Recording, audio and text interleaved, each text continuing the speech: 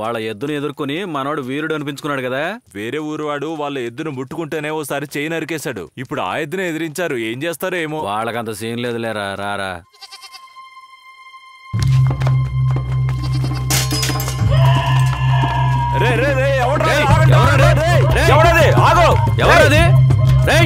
ఆగండ్రా, ఇటు చూడరా, ఇటు చూడరా, అటు చూడు. అన్నయ్య, అన్నా, అన్నా, అన్నా, ఏంటన్నా ఇది?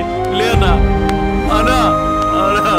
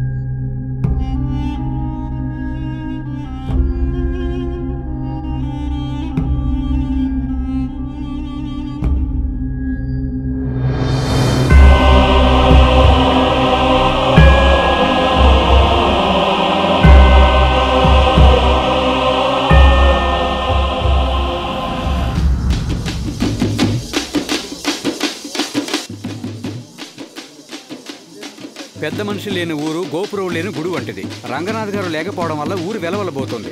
కులానికి ఒకడు, గొడవలకి ఒకడు, ఎవడికి వాడు తిరుగుతున్నాడు. రంగనాథ ఉండుంటే ఇలా జరిగేదా?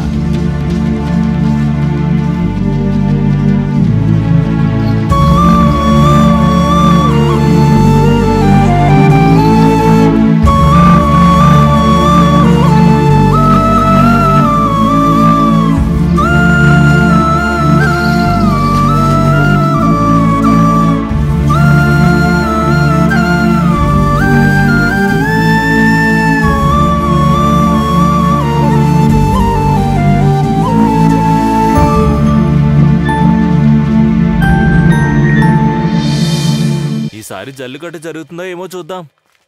సంవత్సరం జరుగుతూనే ఉంది చర్చ. వాళ్ళు ఏదో ఒకటి వంక పెడుతున్నారు. మనం ఏం చేద్దాం చెప్పు? ఇంకా ఎన్ని సంవత్సరాలని ఇలానే ఊరుకుంటుంటారు? ఈ సంవత్సరం ఏదో ఒకటి తేల్చేద్దాం. సంవత్సరం అదే కదా జరిగేది. ఏదో ఒకటి చెప్పి ఎవరికి వాళ్ళు గొడవలు పెట్టుకుంటున్నారు. కోర్టు కేసు అని 10 ఏళ్ళకు పైగా వాయిదాలు జరుగుతున్నాయి. అందరూ కలిసికట్టుగా ఉండమని కలెక్టర్ గారు కూడా చెప్తున్నారు. ఆయనతో ఎవరు మాట్లాడతారు? ఇలా చూడండి, అందరినీ పిలిపించండి. ఈ సంవత్సరం ఏదో ఒకటి తేల్చేద్దాం. జల్లికట్టుని పేరు చెప్పగానే కొట్లాటలు సాధ్యమైపోయినాయి.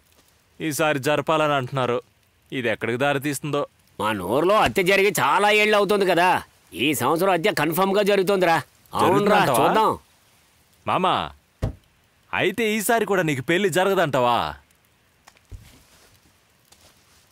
ఏం మాట్లాడుతున్నారా? జల్లికట్టులో ఎద్దుకాలు పట్టిన తర్వాతే పెళ్లి చేసుకుంటానంటున్నాడు మామ. చూడు, చుట్టుపక్కల గ్రామాల్లో ఎద్దును పట్టుకునే దాంట్లో వీడే తోపు. మేడారం మూర్తిగాడికి ఎద్దుల్లో ఉన్న అన్ని రకాల పేర్లు తెలుసు.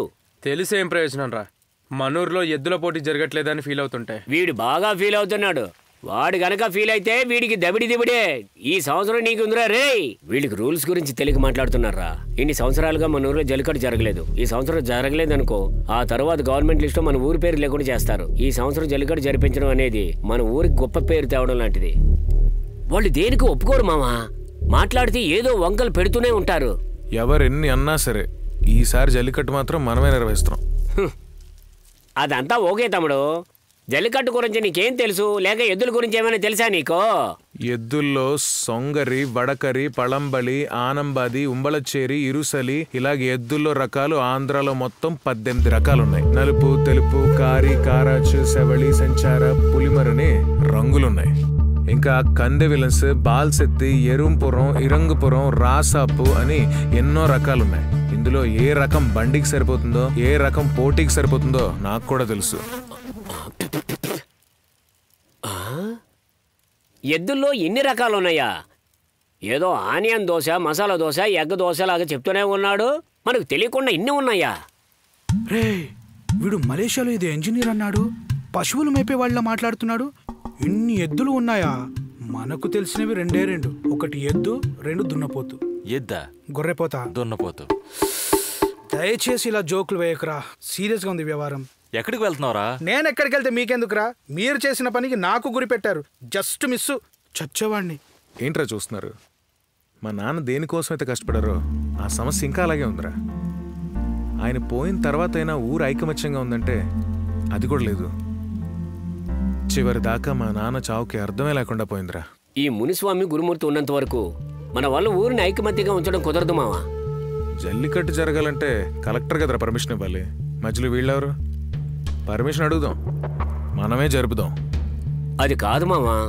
2 పేర్లే కదరా అడ్డు, 2 ఊర్లు కాదు కదా.